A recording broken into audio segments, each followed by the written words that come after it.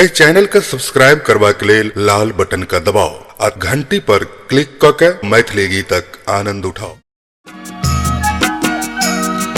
मांगी ने अन धन ने सोना, मांगी ने अन धन ने सोना, आई राखू शरण हे त्रिशूल धारी, आई राखू शरण हे त्रिशूल धारी, आई दर्शन दिया भोला भंडारी।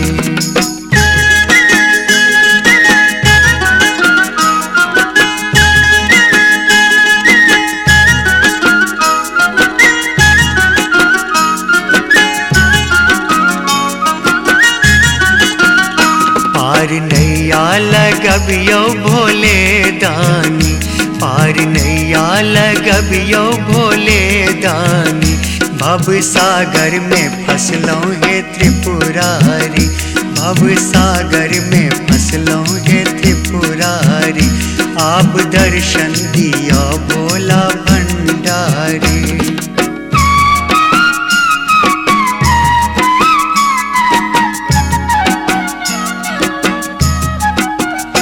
आस भक्तक पूरबियो अभयदानी, आस भक्तक पूरबियो अभयदानी, बाबा नीलकंठ शिव विषहारी, बाबा नीलकंठ शिव विषहारी, आए दर्शन दिया भोला भंडारी, आए दर्शन दिया भोला भंडारी।